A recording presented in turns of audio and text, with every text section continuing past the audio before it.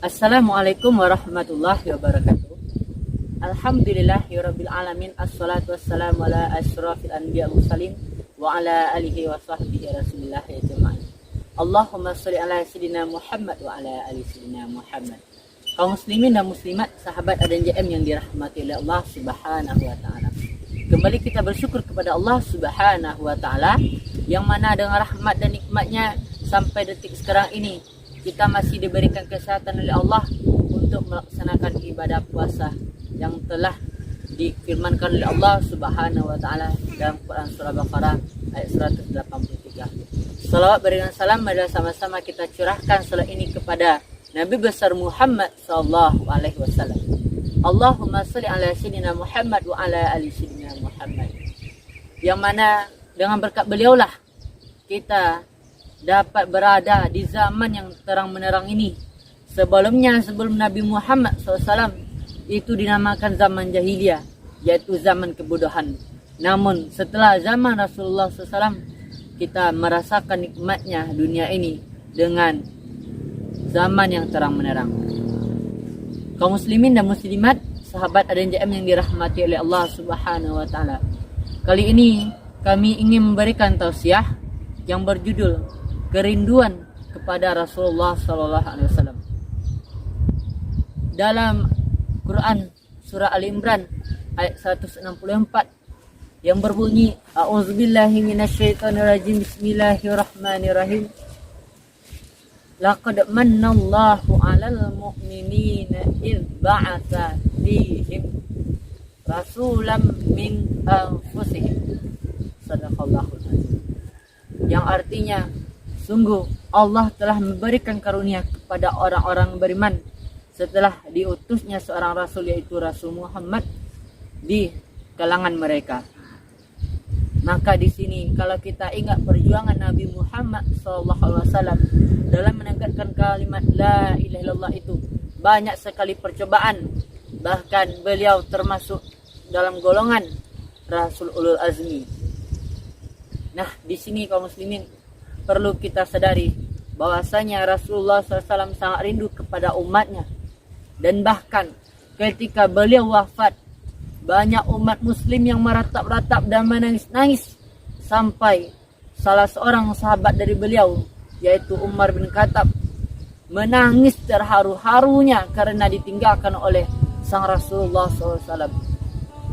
Ketika beliau membela Rasulullah SAW tidak wafat, langsung Abu Bakar As-Siddiq tegas menyatakan bahwasanya kalau kita menyembah Rasulullah sudah tiada.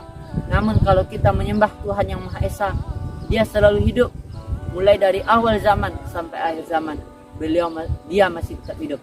Itulah kisah dari Nabi Muhammad SAW yang ketika wafat atau dipanggil oleh Allah Subhanahu wa taala. Banyak sahabat yang meratap dan menangis.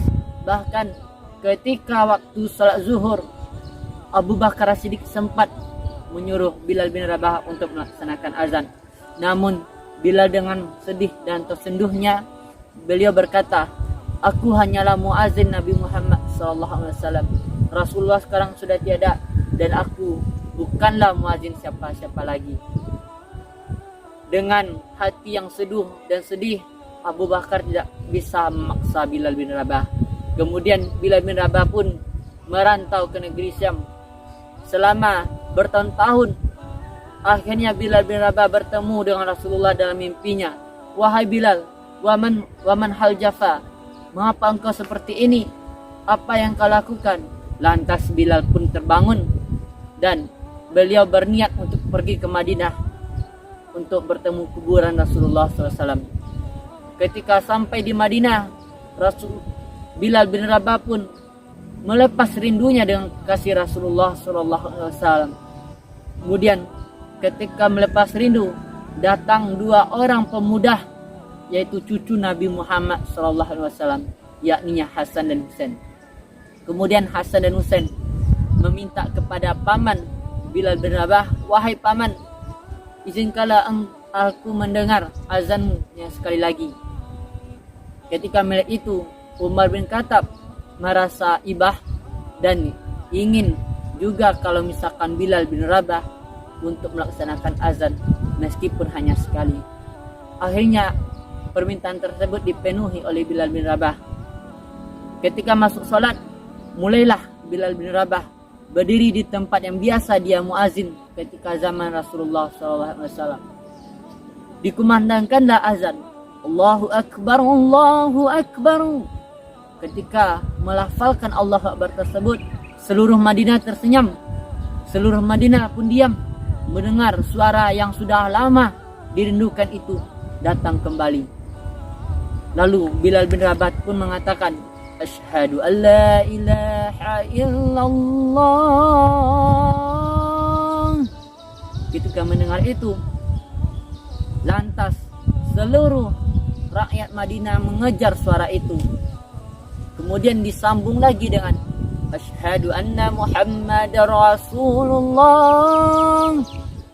Lalu pecahlah dengan tangis dan ratapan yang sangat memilukan di kota Madinah tersebut. Bahkan Bilal pun sendiri tidak mampu meneruskan azannya karena tercekat dengan berderainya air mata. Dan hari itu sempat menjadi hari mengenang.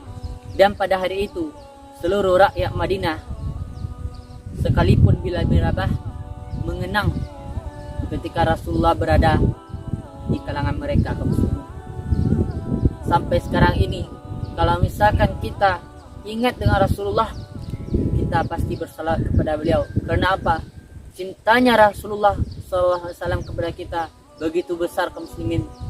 Bahkan ketika kita nantinya di padang mahsyar, beliau pasti mencari ummati kata beliau.